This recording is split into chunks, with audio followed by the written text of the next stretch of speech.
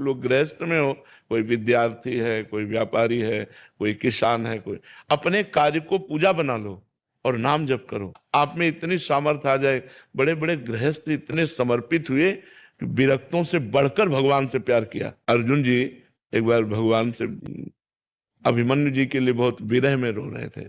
अभिमन्यु जी जब युद्ध में मारे गए ना, तो अर्जुन जी बहुत विकल हुए, क्योंकि महारथी और भगवान का भांजा और सबसे प्रिय पुत्र, तो अर्जुन जी व्यथा में थे। तो भगवान ने कहा, भक्ति में इस तरह की आसक्ति उचित नहीं होती। यद्यपि वो वीर महान पुत्र था, आपका सोचना, लेकिन इतना व्यथित हो जाना। बोले, क्या प्रभु कोई भक्ति में अपने पुत्र को ऐसे बलिदान कर देता है और उसको दुख नहीं होता? मतलब ये कलयुग में तो हो ही नहीं सकता। कलयुग में ऐसा हो ही नहीं सकता। कोई विचित्र कोटि का भगवान का भक्त पैदा हुआ हो तो बात अलग है। उनका, मेरा सिंह भूखा है। बोले, प्रभु आदेश करो। बोले, सिंह क्या खाता है? कोई घास रोटी थोड़ी खाता है, वो तो मांस खाता है। तो बोले, फिर प्रभु कुछ देर रुकना पड़ेगा, कसाई वाड़े जाना पड़ेगा, वहां से हम वैष्णो जन है, हम कहाँ से। बोले, नहीं, आप अपने पुत्र का मांस दीजिए, उसको आरे से चीरिए और चीर करके सिंह को दे। पति पत्नी ने पुत्र से कहा कि बेटा, ऐसा एक संत आदेश कर। भगवान भगवान के रूप में नहीं गए थे, संत के रूप में गए थे। और उनका सिंह भूखा रोक है, तो उनका नाशवान शरीर अगर किसी के कार्य आ जाता है, हमारे अतिथि पूजा में आ जाता है, तो हम धन्य हैं। आप बिल्कुल संकोच मत कीजिए। और वो भक्त का पुत्र भी भगवान का भक्त होता है ना, ऐसे आरे से चीर करके, मोरध्वज की कथा प्रसिद्ध है, तो अपने पुत्र को आरे से चीर कर अतिथि भगवान। तो वहां ना सिंह था ना वो संत थे, वो तो भगवान थे। और वो अनंत ब्रह्मांडों को एक सेकंड में रच देते, तो उनके पुत्र को पुनः जीवित कर देना क्या होता है। अर्जुन को दिखाया कि तुम्हारा पुत्र वीर गति को प्राप्त हुआ, तो तुम इतने बार बार शिथिल हो रहे हो। देखो, अपने हाथों से अपने पुत्र को चीर कर सिंह तुम बने हुए थे, तुम्हें पवाने के लिए तैयार हो गया। तो जब हमारी शरणागति पुष्ट हो जाती तो ये स्थिति होती है। आरे से भी चीरे शरीर को तो भी कोई परवाह नहीं होती। ये बहुत कठिन बात होती है, बहुत कठिन बात होती है। शरीर के राग को त्याग पाना।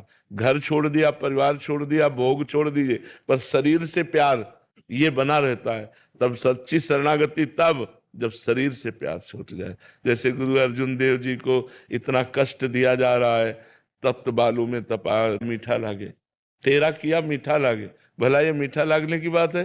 प्राण जल रहे हैं, इतना कष्ट है, लेकिन उस कष्ट में भी प्रभु का प्यार देख रहे हैं, तो कह रहे तेरा किया मीठा लगा। तो शरणागति बहुत बड़ी चीज है। शरणागति का केवल हम वचन से बोल रहे हैं, नाथ मैं आपकी शरण में हूं। शरणागति का मतलब सर्वस्व प्रभु के नाम कर दिया। आप खेलो जैसा आपका मन हो।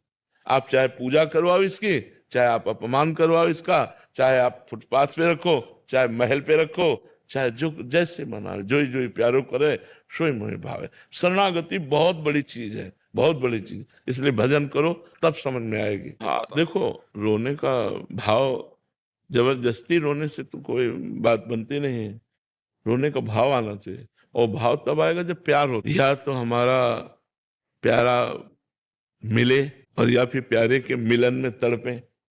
तो अभी हमारा प्यारा शरीर है, हमारे प्यारे बच्चे हैं, हमारा प्यारा पति, प्यारे प्रभु नहीं होंगे तो रोना कैसे आएगा?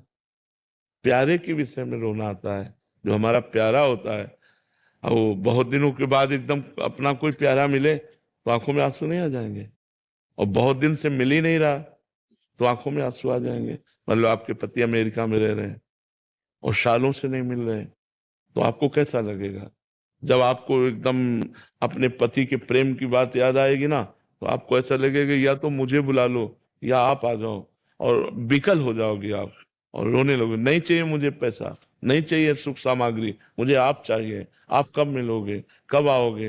अंदर जो फिर आपका रोना शुरू हो जाएगा, नहीं हो जाएगा? ऐसे भक्त का होता है। जीवन हो गया भजन करते हुए, एक बार भी झलक नहीं दी। अब क्या करूं, कहाँ जाऊं, किसके पास जाऊं? आपके सिवा कोई है?